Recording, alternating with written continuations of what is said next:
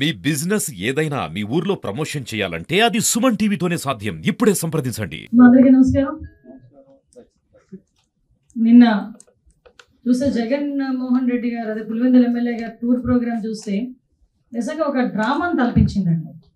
ఎందుకంటే ఎప్పుడు కూడా ప్రశాంతంగా ఈరోజు ఇప్పుడు ఇంతకు ముందు ఎప్పుడు ఫ్యాక్షన్ రాజకీయాలతో సతమతం అయిపోతూ ఎప్పుడు ఎవరు ఉంటారో ఎప్పుడు ఎవరు నరికివేయబడతారో అన్న భయంగా ఉన్న రాయలసీమ ఆ రోజు చంద్రబాబు నాయుడు గారు సీఎంగా ఉండేటప్పుడు ఆ రోజు ఫ్యాక్షన్ మీద ఉక్కుపాదం మోపి సుమారుగా ఫ్యాక్షన్ రాజకీయాలకే ఆ రోజు నుంచి వదిలేసేటట్టుగా పరిస్థితులు ఉండి అక్కడ కూడా చాలా మంది నాయకులు కానీ అదేవిధంగా రాయలసీమ వాసులు కానీ ఫ్యాక్షనిజాన్ని పక్కన పెట్టి వ్యాపారాల పేరిట పరిశ్రమల పేరిట వ్యవసాయం చేసుకుని వాళ్ళ జీవనోపాధి సాగిస్తున్న నేపథ్యంలో రాయలసీమని రత్నాలసీమ చేయాలి అన్న ఆకాంక్షిస్తున్న చంద్రబాబు నాయుడు గారి నేతృత్వంలో ఎన్డీఏ నేతృత్వంలో జగన్మోహన్ రెడ్డి ఏదో రకంగా శవ రాజకీయాలు చేసైనా ఫ్యాక్షన్ రాజకీయాన్ని మళ్ళా తెరలేపాలి అనే ఉద్దేశంతో నిన్న అతను చేసిన ఒక డ్రామాను చూస్తూ ఉంటే ప్రజలు కూడా ఇలాంటి వాడినే ఇంతకు ముందు 151 సీట్లు ఇచ్చి మనం సీఎం చేశామని సిగ్గుపడే పరిస్థితి కనిపిస్తూ ఉంది.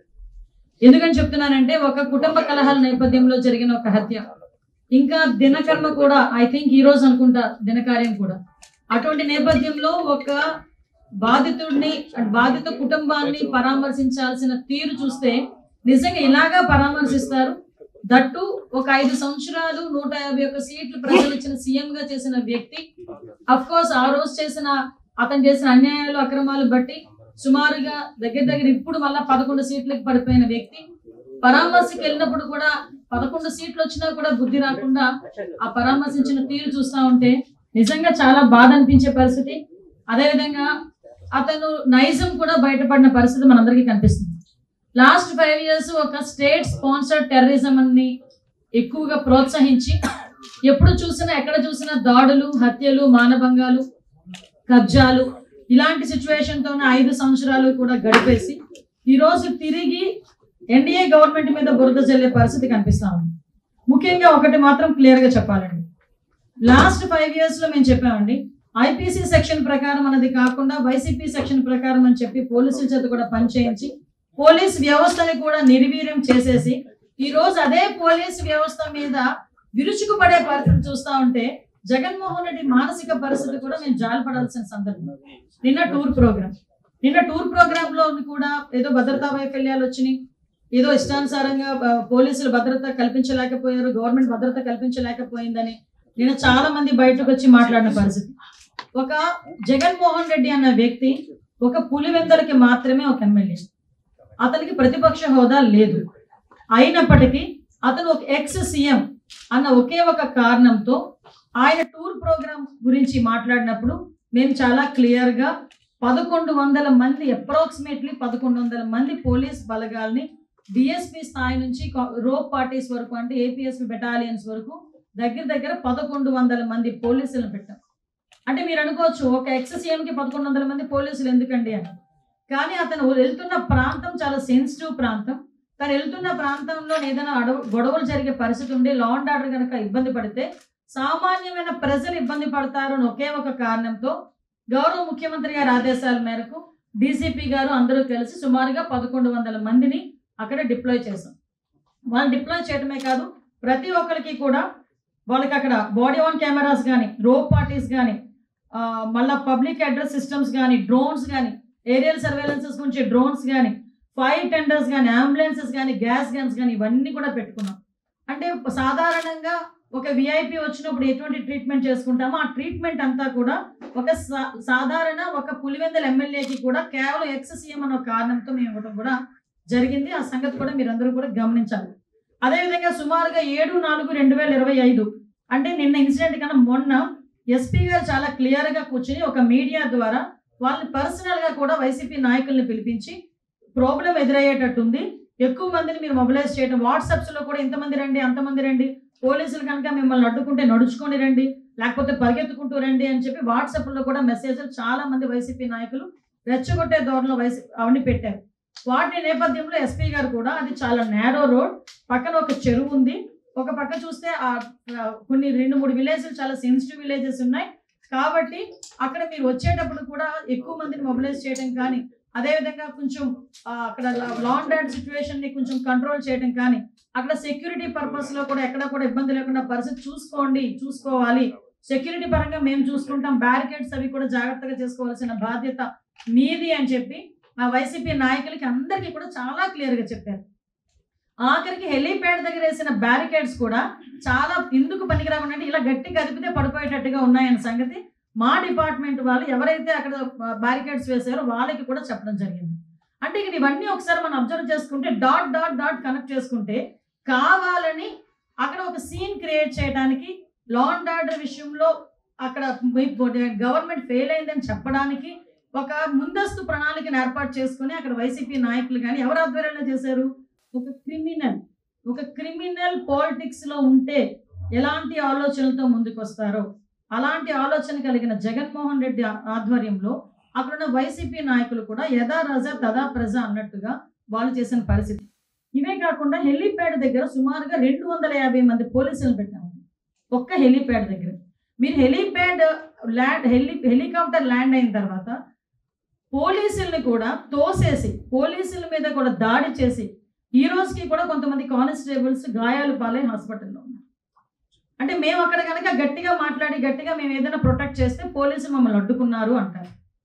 మేము అయినప్పటికీ కూడా ప్రొటెక్ట్ చేయడానికి చూసినా ఒక విఐపి అక్కడ ఉన్నారు, అక్కడ మీ ఎక్స్ సీఎం ఉన్నారు, అతని ప్రొటెక్షన్ మా బాధ్యత అని మా పోలీసులు ముందుకు వచ్చి 250 మంది పోలీసులు ఓన్లీ ఒక హెలీప్యాడ్లోనే ఉంటే వాళ్ళు తోసుకుంటూ నెట్టుకుంటూ దాడి చేసి మొత్తం అందరూ కూడా హెలికాప్టర్ దగ్గర చేరుకున్నారు. మీరు ఒకసారి ఆ ఫోటో మీ అందరికీ షేర్ చేస్తాను. ఒక ఫోటో డ్రోన్ విషయంలో ఫోటో ఉంది.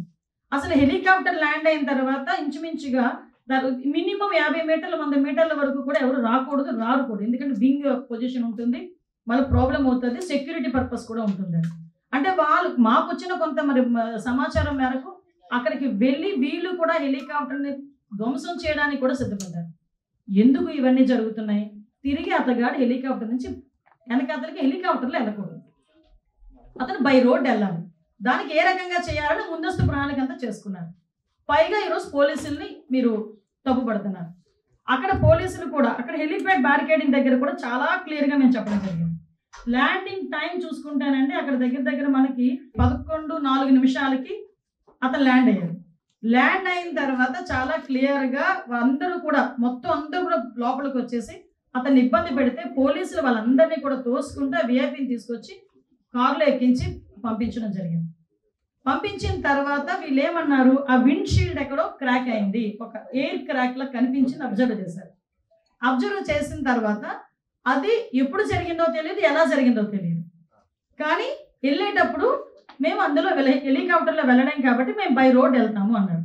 యాక్చువల్గా మాకు బై రోడ్ వెళ్తాము అని చెప్పి అఫీషియల్గా కన్ఫర్మ్ చేసిన టైం చూస్తానండి మీకు అరౌండ్ అంటే మాకు ఇన్ఫర్మేషన్ ఇచ్చిన తర్వాత ప్లస్ హెలికాప్టర్ పైకి వెళ్ళడం 12:42 బై రోడ్ కన్ఫర్మ్ అయింది.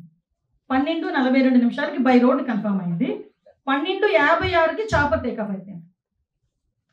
ఒకటి నాకు అర్థం కాదు ఏంటంటే ఇక్కడ ఒక స్టెప్ బై స్టెప్ చూసుకుంటే 12:42 రోడ్ మార్గాన్ని వెళ్తాము అని ఎందుకు చెప్పారు?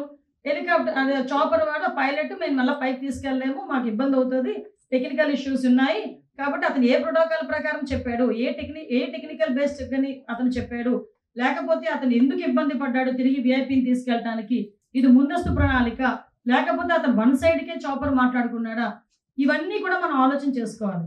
ఎందుకు ఇన్ని డౌట్లు వస్తున్నాయంటే చాపర్ ఎగరటానికి విఐపి ఉంటే ఎగరటానికి ఇబ్బంది అట. విత్ ఇన్ 14 minutesలో చాపర్ టేకాఫ్ అయిపోయింది, హ్యాపీగా వెళ్ళి ల్యాండ్ అయిపోయింది. కానీ చాపర్లో వెళ్ళే విఐపికి ప్రాబ్లం కానీ ఆ పైలట్కి ప్రాబ్లం కాదా? మరి పైలట్ ఎలా వెళ్ళాడు అదే చాపర్లో? ఒకసారి మనం ఆలోచన చేసుకోవాలి కదా ప్రజలందరూ కూడా. అదేవిధంగా మీరు అబ్జర్వ్ చేసుకుంటే ఎంత అంటే ఒక క్రిమినల్ సైకాలజీ ఉన్న వ్యక్తి పొలిటికల్ లీడర్ మళ్ళీ ఎందుకు చెప్తున్నానంటే నాకే చాలా చిరాకు అనిపించింది. ఇలా కూడా ఆలోచిస్తారా ఒక పొలిటికల్ లీడర్స్? ఇలా కూడా ఆలోచిస్తారా అసలు మనుషులు అనిపించింది.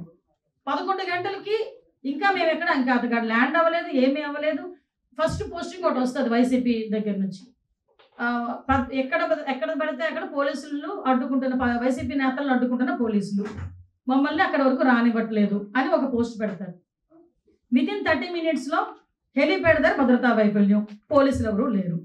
అక్కడేమో పోలీసులు ఉన్నారంటావు, ఇక్కడేమో పోలీసులు లేరంటావు. అసలు ఎలాగ జనాల్ని ఎలా సైకలాజికల్గా వాళ్ళు ట్యూన్ చేయడానికి ప్రయత్నం చేస్తున్నారని చెప్పడానికి మీకు ఒక ఉదాహరణ చెప్తున్నాను. మళ్ళీ బయటకు వచ్చి ఓకే ఇదంతా జరిగింది, తర్వాత బయటకు వచ్చి ప్రెస్ మీట్ పెట్టారు. ఆయన ఇంచుమించుగా 11:04 ల్యాండ్ అయ్యారు.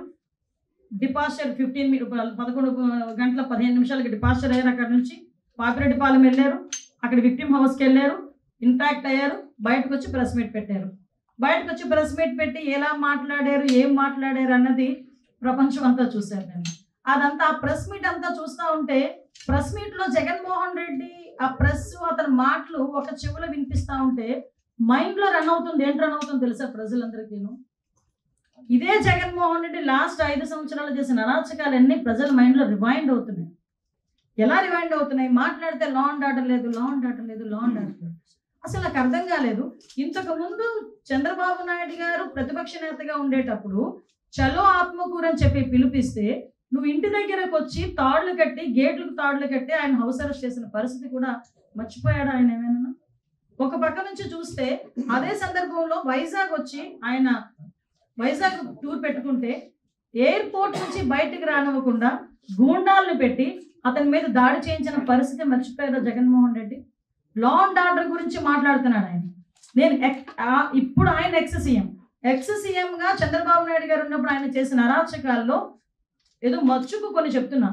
అదేవిధంగా రామతీర్థాలకి రాముడు తల నరికేశారని రామతీర్థాలకి గౌరవ అప్పుడు ఎక్స్ సీఎం ఇప్పుడు సీఎం గారు చంద్రబాబు నాయుడు గారు వెళ్తే లారీలను అడ్డగా పెట్టి రోడ్డు మీద కూర్చోబెట్టిన సందర్భం మర్చిపోయారు ఆయన.